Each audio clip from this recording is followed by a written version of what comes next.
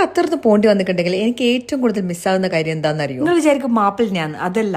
ഇതായി കാണുന്ന ഐറ്റം മാപ്പിളിനെ വേണേ നാട്ടിൽ നിന്നും കിട്ടുമല്ലോ, ലീവിന് വന്നാൽ കാണാലോ, അതാ ഞാൻ ഉദ്ദേശിച്ചത്. ആദ്യം അലങ്കാര പണികളൊക്കെ മാറ്റി വെച്ച് കാര്യത്തിലേക്ക് കടക്കും. നിധി കണ്ട ഭൂതത്തെ പോലെയുള്ള ആ ചിരി കണ്ടാൽ അറിഞ്ഞൂടെ ആർത്തിയുടെ അളവ്. ഇവിടെ രണ്ടാമത് വരുന്ന എല്ലാവരുടെ എക്സ്പ്രഷൻ ഇത് തന്നെയായിരിക്കും. മണിച്ചിത്രത്താഴിൽ ശോഭനക്ക് ആഭരണം കണ്ട പോലെ. എത്ര തവണ വന്നു കഴിഞ്ഞാലും ഇവിടുത്തെ ടേസ്റ്റ് എപ്പോഴും ഒരുപോലെയായിരിക്കും. ഖത്തറിൽ ഉണ്ടായിട്ടും നിങ്ങൾ ഇതുവരെ ഇത് ട്രൈ ചെയ്തിട്ടില്ലെങ്കിൽ എന്തായാലും ഒരു തവണെങ്കിലും ട്രൈ ചെയ്ത് നോക്കണം. രണ്ടിഷ്ണം നോക്കട്ടെ, ടേസ്റ്റ് നോക്കാനെന്ന് പറഞ്ഞാൽ ഇത് കിട്ടൂല. ഇത് കിലോ കണക്കിനാ കിട്ടും. കിലോ കണക്കിന് വാങ്ങിയിട്ട് നമ്മളെന്താക്കാനെന്ന് ചോദിക്കണ്ട. ഈ കാണുന്നത് 65 റിയാലിന്റെ 1/2 കിലോ പ്ലേറ്ററാണ്. മട്ടനും ബീഫും ചിക്കനും ഒക്കെ അടങ്ങിയിട്ടുണ്ട്. ദുബൈയിലും ബഹ്റൈനിലും നമ്മൾ ഫ്രണ്ട്സ് വന്ന് കഴിച്ചിട്ട് ദുബൈ പോലും ഈ ഐറ്റം ഇത്ര അടിപൊളി കിട്ടൂല എന്ന് സമ്മതിച്ച സാധനമാണിത്. ദുബായ് ഖത്തർ വാക്ക് തർക്കം നടക്കുമ്പോൾ ദുബൈയുടെ മുമ്പിൽ നമുക്ക് ഒന്നിലും പിടിച്ചെടുക്കാൻ പറ്റൂലെങ്കിലും ഈ പ്ലേറ്ററിന്റെ കാര്യം പറഞ്ഞാൽ അവര് ഫ്ലാറ്റ്. പ്ലേറ്റർ മാത്രമല്ല, ഇവരുടെ അപ്പിറ്റൈസറും കിടിലം ക്വാളിറ്റിയാണ്. ഇതുപോലെ ഒരു കഷ്ണം ടൊമാറ്റോ ബ്രെഡ് എടുത്ത് അതിലൊരു പീസ് വെച്ച് അപ്പിറ്റൈസേഴ്സിൽ മുക്കി കഴിക്കുമ്പോൾ നമ്മൾ അറിയാണ്ട് തട്ടത്തിൻ മരത്തിലെ നിവിൻ പോളിയായി പോകും. ചുറ്റുള്ള ഒന്നും കാണൂല. ഒരു കഷ്ണം പിക്കിളും കൂടി ഇട്ടാൽ സെറ്റ്. 2 കിലോമീറ്ററിനുള്ളിൽ 3 ബ്രാഞ്ചസ്. അപരന്മാർ ഒരുപാട് ഉള്ളത് കൊണ്ട് പോകുന്നവർ ഷോപ്പും ഡീറ്റെയിൽസ് ഒക്കെ നോക്കിയും കണ്ടും പോവുക. എന്നോട് ഖത്തറിലെ മസ്റ്റ് ഐറ്റവും ഫേവറേറ്റ് ഫുഡും ചോദിക്കുകയാണെങ്കിൽ ഒന്നും നോക്കാണ്ട് ഞാൻ ഫസ്റ്റ് പറയുന്ന പേരുകളിൽ ഒന്ന് ഇത് തന്നെയായിരിക്കും. അപ്പൊ ഷോപ്പ് നോട്ട് ചെയ്തോ, തുർക്കി സെൻട്രൽ റെസ്റ്റോറന്റ് അൽ നാസർ. രാത്രി 1 മണി വരെ ഷോപ്പ് ഓപ്പൺ ആയിരിക്കും. ലൊക്കേഷൻ ഗൂഗിൾ മാപ്പിലും വേസിലും അവൈലബിൾ ആണ്. Useful and entertaining videos. Please follow and share our stories.